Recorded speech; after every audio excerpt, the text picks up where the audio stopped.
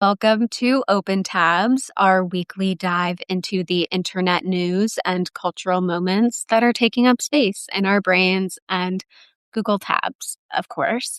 Okay, so first on the docket, it is just Megan and I. Today, Melissa is spring breaking. Good for her. So yeah, let's just jump into it.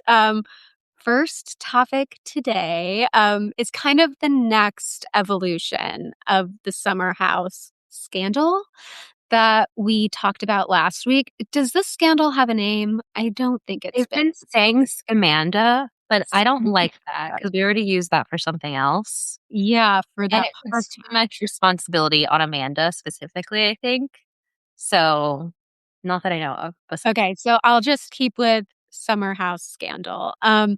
So if you didn't listen to last week's episode or you're not kept abreast with the latest Bravo happenings like we are, TLDR is that Summer House, it's a Bravo show about New Yorkers and their summer weekend house in the Hamptons that they all go to. And last week, cast members Amanda Batula and West Wilson confirmed that they are dating in a joint Instagram story statement. So, why does this matter? Amanda is in the process of divorcing Kyle Cook, who is a fellow Summer House cast member. I think he also created the show, or at least like pitched it to Bravo way back in the day. And West previously dated cast member Sierra Miller, who is Amanda's best friend on the show. So the big drama here, no cheating, at least that we know of. It's more of like friendship betrayal, is why this has taken off so much. Sierra is also arguably the most likable person on this cast. So she's the one everyone roots for. And she has been betrayed. So it broke last week. It was kind of quiet, just like Dumois taking posting creepy paparazzi photos of them.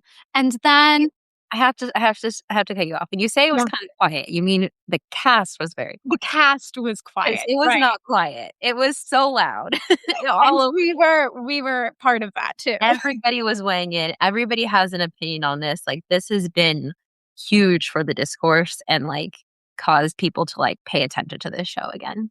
It's real. I'm glad you say that. I watched Summer House. I've watched it since the first episode came out because I was a huge Vanderpump Rules head, and this is like the sister show to the OG Vanderpump Rules. And important that you say that too, because I feel like that's been something I've seen in this discourse. Like the reason why this is so interesting, besides it, gossipy and interesting, is Yeah. such a interesting look at the Bravo fandom and how they operate. And it's such like a pop star fandom where you'll be like, well, I'm an OG fan since this time or since this Mhm. album or since this era. And I've seen that same language happening around this. Like you just used it. You're like, I've been watching since the beginning. And Yep. like I saw someone say, I'm old. I've been watching Summer House. I remember when Stassi brought us to the Summer House, and like I didn't know that was what had happened. So through this being such a thing, all of the people are using this as kind of like a welcome point to the fandom, and like it's downloading the lore. Like you're getting to know more. Like I'm seeing clips from the Workus twins, which I've never heard of because they were in seasons 1 and 2, I guess. Mhm. Yeah. So while this is like just like a petty drama in some ways, it also is an inciting event that is a like huge opportunity for all of the brands and people involved, which in a really interesting, can't look away from a car crash type of way. Yes. I think like Summer House was on its last legs. I I think agree. Paige DeSorbo of Giggly Squad fame got her start on the show, and she was like the girl. She was like the it girl that people tuned in for. And Mhm. she is not on this current season. This is the first season without her. And I think a lot of people were like, okay, so then it's Sierra. Amanda, I don't think was ever really part of that like main girl conversation. But as I mentioned, like Kyle Cook pitched this show to Bravo. I think was 10 years ago. He's now in his like 40s. It's like supposed to be about young people partying on the weekends. And it's like, okay, now the cast is in their 40s. Like, some of them have kids. It's, not as stimulating as it was 10 years ago. I would also say it evolved. Like Mhm. I don't watch the show, but I am a Paige DeSorbo fan, so Yeah. I knew it through that and like Giggly Squad. And I feel like it kind of became about the girls and their friendship. And Yes. like when the last few seasons that Paige was on were very much marketed as like the girls and hanging out. And it wasn't so much about like hookup culture as much as I feel like it was before and after the Paige era. It was more just like girls and friendship and throwing theme parties. And so I think that's also part of why this scandal has really rocked the fandom because it's literally like this is the end of the girl era of Summer House of like the most recent kind of like momentum around this fandom was around this idea of like these women empowering each other. And this Mhm. is just a complete betrayal of all of that. And I think that's why it's hitting everyone so deeply because it's like they want the show to be about that and it's just simply not. You're totally right. Paige totally changed the culture of the show and how it worked. Her brand is like being a bed bug. Like she has a pajama company. She has an Amazon Live. I think she does every week that she has like does in bed, and Paige she DeSorbo. Yeah. interviews celebrities in bed. Like it has become her brand because she would spend her weekends on Summer House in her bed or like by the pool. And the cast members are like, you're so boring. Like you're not drinking. You're not going to the club.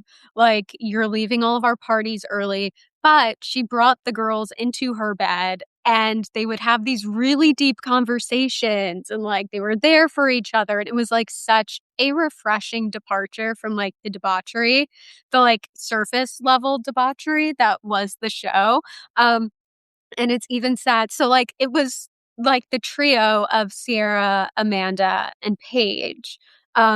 It's so sad. I was telling Megan, I was on Sarah's TikTok earlier today because TikTok told me she posted, and it was a lie. She has not posted yet. They just wanted to trick me into opening their app. Um, See, and that's her, of users. yeah, I mean, and it worked. I then like scrolled for 15 minutes. Um, but one of her pinned videos is like a really sappy, like Edit. montage of edit of like her friendship with Paige and Amanda. And the top comment is like, girl, unpin this. um, but I digress. So yeah, to Megan's point, the cast members have been like pretty quiet, probably because they have their reunion approaching and Bravo does not want them giving anything away. However, Kyle Cook found a way around that.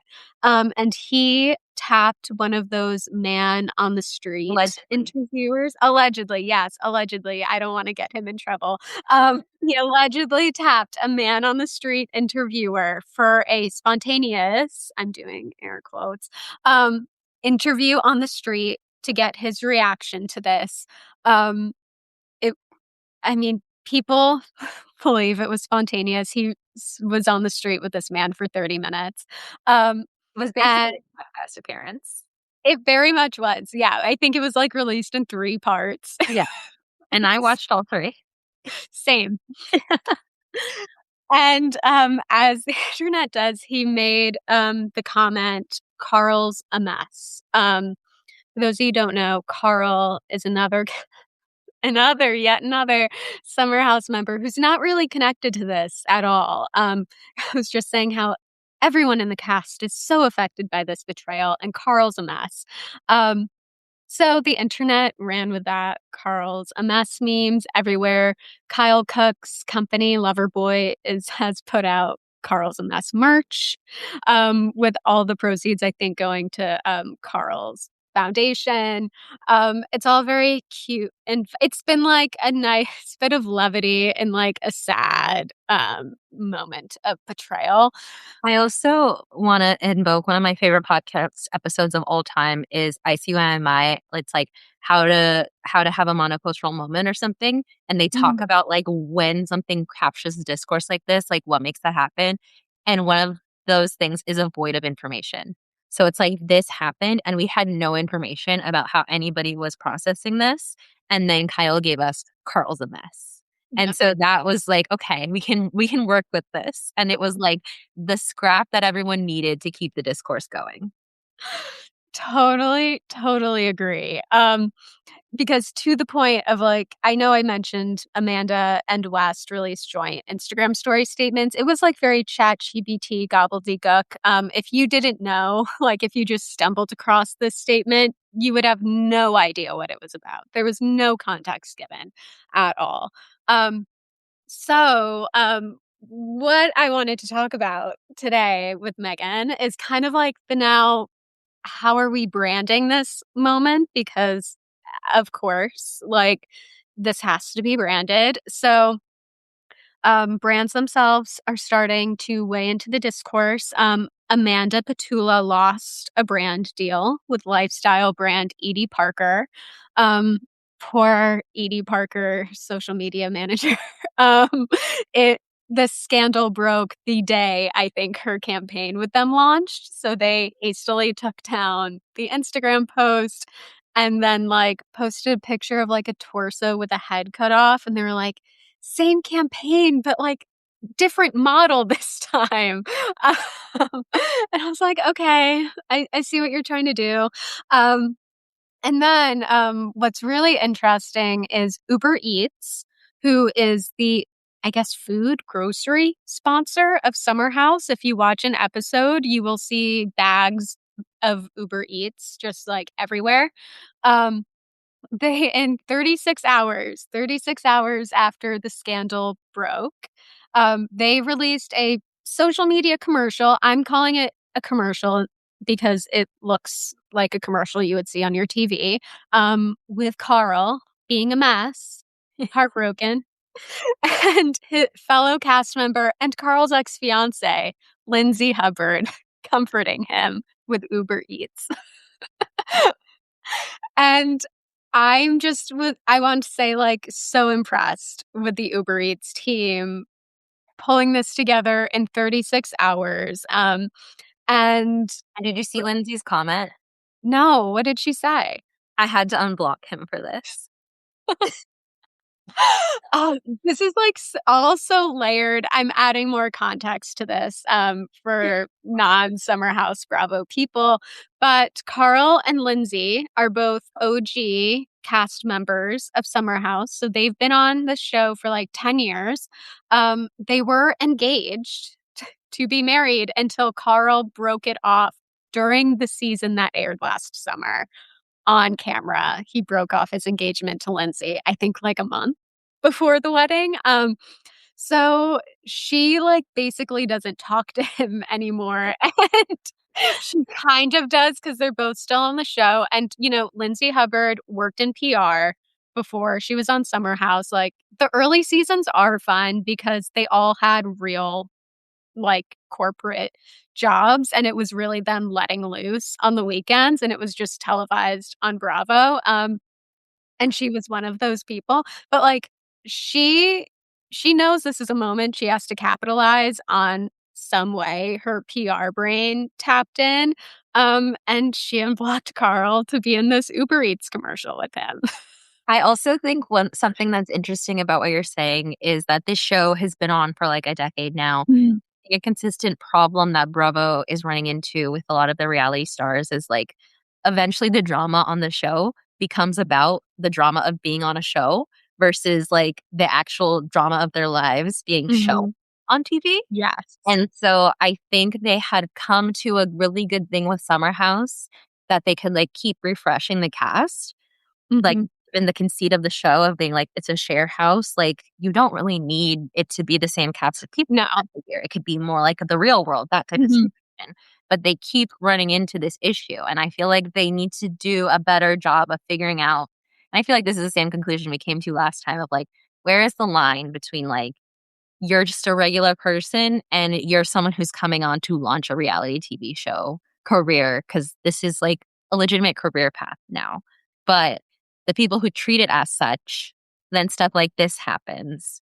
And then it's like, it all kind of falls, the conceit of the show kind of falls apart. You know, like if all the same people come back next year, that feels really, really fake because you have too much Hmm. pressure in this group where it's like, it's no way that these people are all friends. Like, I can no longer buy it, you know? Yeah, I think it was, like, kind of believable with the current cast that Yeah. they were all friends. They at Mhm. least, like, put on very good friendly faces when the cameras were up. But yeah, now, no way. Um, and I agree. This is, like, a problem Bravo has overall, with their reality stars. Or I not. think it's yeah. Anyone, and I think it's because, like, the cachet of, like, yes, being a reality TV star is a job, but a lot of these people are now using it as, like, a platform to become, like, social media influencers now, kind of like Paige DeSorbo did. She's breaking into the mainstream, she's hosting red carpets, but, like, she is a social media influencer, and she used Summer House to launch that career for herself, and And I Hannah think and Paige pretty directly talked about that when they were yeah, discussing this scandal on their podcast last week about how they came into Summer House knowing this is what I want to do next. mhm, Like I wanted to do fashion. I didn't know what exactly, but I knew I wanted to use this to launch a fashion career. And Hannah was like, I knew I was going to do comedy. And so I think that we're in a situation where like I feel like the cast members are kind of out more savvy now than yes, the Bravo system is. And I think Bravo could do a little bit more to like figure that out. And even like the city, I feel like was a good evolution. So Kyle and Amanda and Lindsay were going to be on a spinoff or are getting on a spinoff show called The City, which is like about their lives in New York versus like the Hamptons. And in his podcast interview on the street, Kyle was like, the goal with this was to be like, still have a show, but like we're growing up. We're like maybe yeah. starting a family and it's like you don't have to be partying every weekend. So I think that there was the goal to do that. But again, because this cast is moving more quickly than Bravo has been, that's now fallen apart before it's even really gotten started. I know, and I feel like Bravo is more on their back foot with this scandal than they were with even Scandoval. I think, like, Sierra is, like, an influence. She's a gorgeous, beautiful model, and, like, people follow her outside of Summer House, whereas, like, when Scandoval broke, like, Bravo sent the cameras that day, even Well, though technically it was an off season. Maria called them, Yeah. I think is interesting. You know, like she literally called them and said, put the cameras up. Whereas it seems like the Summer House cast is operating a little bit outside of the Bravo universe, you know? Yeah. Yeah, they're, like, being, like, wink, wink on social media. I think they Even were, the like Carl's a Mess merch, like, I was like, "Why doesn't Kyle do merch?" And it's like, "Oh, because technically he can't really do merch about Summer House because that's Bravo's thing and he's yeah, not a separate brand." So this Carl's a Mess thing he was allowed to do because mhm, he said it in, like, a completely separate context from Bravo. yeah. So I think that they're starting to see that there's more opportunities for them outside of the Bravoverse, and I think that that's gonna be a problem for Bravo. Totally agree, and speaking of, Sarah Miller, who is our protagonist, in all of this, has not posted anything. She has not spoken out about this at all. So Megan, do you have like an inkling or of like how you think she's going to make her comeback to like social media? I think she's gonna take a very, like, remember when Pete Davidson and Ariana Grande got together after Mhm. he just broke up with Cassie David, and she posted, like, "What I missed," or something like that? I think she's gonna take a very that approach. Mhm. And Coachella is happening this weekend. Sierra is hot, gorgeous the moment. I'm Yeah. sure that she either had plans to go with a brand or now definitely has plans to go with a brand. So I'm predicting we get a post on Friday that's like, anyways, Coachella, and like her looking hot at Coachella. Yeah, And what I Coachella with blah blah blah brand. Yes. And what I think would be amazing, cool, and just like the cherry on top is Sabrina is headlining Coachella on Friday. And what she does at every show is she has a thing where she arrests someone in the crowd for being too hot. And if there's celebs there, it'll be a celebrity. And so I think it'd be amazing if Sierra Miller was the one who was arrested by Sabrina Carpenter Friday night at Coachella. It would be iconic and the internet would go crazy. I would lose my mind if it became like Bravo Coachella. Bravochella. Bravo Coachella. I would be so excited. Um, I also I'm so curious. Like, if you scroll through Sierra's Instagram, it's like the Thunderdome of brands pitching themselves in her comments. I can only imagine what her email and DMs look like right now. So it'll be really interesting to see who's the lucky one that wins. But maybe it'll be Uber Eats. Maybe they'll continue their Bravo streak. But I feel like it might be bigger than that. But yeah, it'll be exciting. And it's always I could just talk about this forever. I think it's like so fascinating. Um, Melissa's gonna be like, "Of course I'm not here," and then you guys just talk about Bravo the whole time. sorry. I I mean, mean, Sierra will eventually come back, and then we will have to close the loop on that. So there will be a part 3 to this yeah, conversation. Okay. Next topic.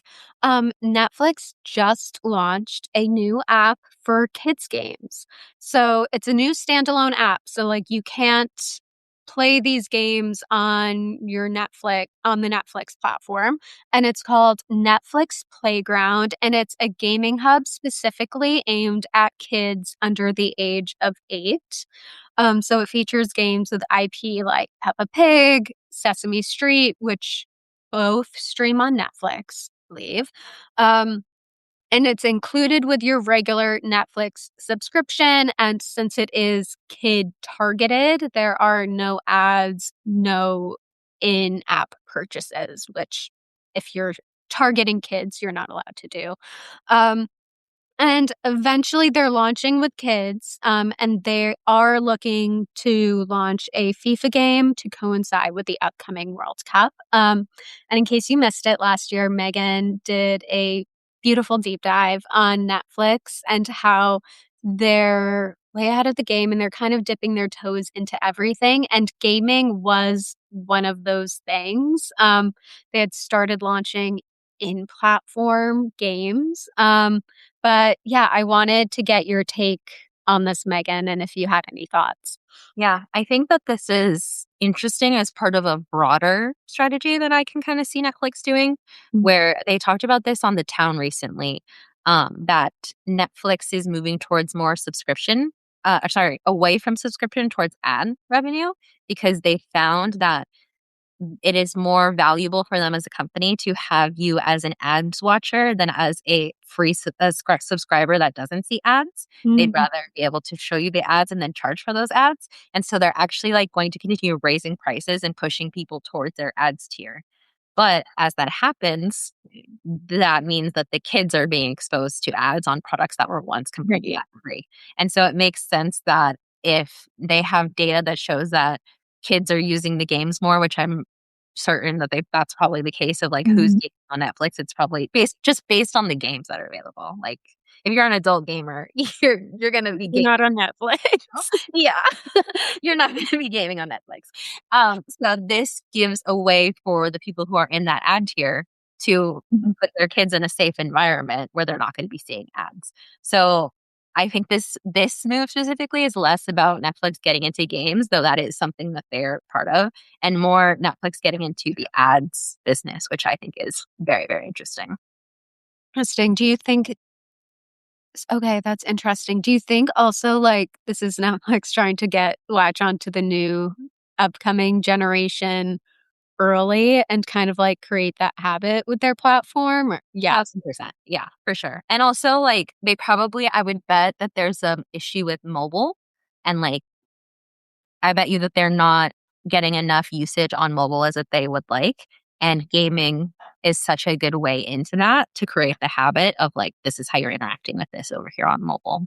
So, yeah. Saying I'm very much interested. Hopefully they release numbers. It literally just launched They're yesterday. not gonna. They never And yeah, they're not gonna. But I'm just so curious about, will parents download a separate app? Yes. Like, do you think so? You think this will be You hang out successful? with the kid and eventually they're asking you, you got any games on your phone? Like, this is happening. Oh, okay. So Netflix is reaching the iPad babies through gaming. It will be interesting to see how like once they release their more adult focused games. I mean, kids play Yeah. FIFA too.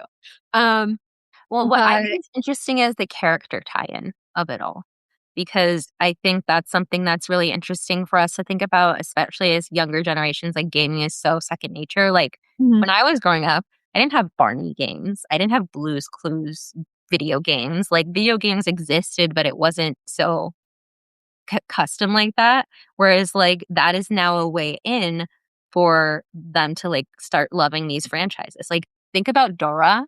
That was like I was slightly too old for Dora. That was like my brother's age. But the mhm, conceit of Dora is that you're kind of playing a computer game with this girl and she's mhm. going on an adventure. But now you could literally just play Dora and like do that pretty simply on your TV all the time. So I think that's more compelling and interesting to me. Mhm. How deep are they going to go into this, like as like storytelling, or are they just going to like use this as a way to like have Tetris, but it's Dora themed? You know, like Yeah, and they have so much IP at Netflix. yeah, Like, I yeah, think there is, I'll include this in the show notes. I think there is like a Stranger Things video game.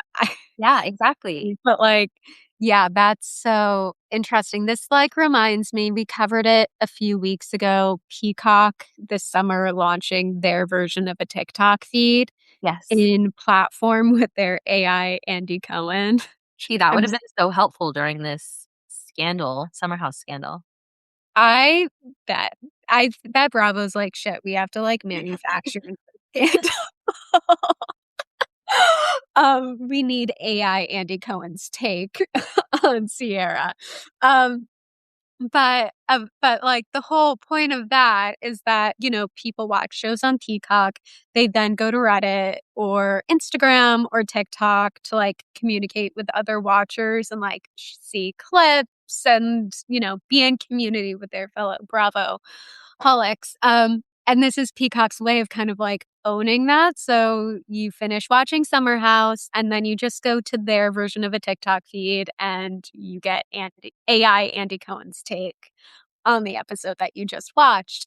And I feel like this is kind of like Netflix's version of that for kids. You Yeah, watch Sesame Street on their platform and then you hop over to Netflix Playground and you play the Sesame Street games. you're so right. You're so right. It's like going deeper into the world. Just Yeah. it's games, and for adults, it's gossip and chatter and yapping. I know, it's, very interesting, like, we talk about, like, the fragmentation of, like, life online, like, there are, like, 6 different social media apps, and it's the streamers that are trying to bring everyone back to one platform. Yeah. Um Okay, our next, third final topic, this new New York Times article title, "Forget the AI Apocalypse, Memes Have Already Nuked Our Culture." And this is from, New York Times Magazine, Willie Staley. So I thought this was interesting. Willie is arguing that we're too busy worried about the AI crisis when we should really be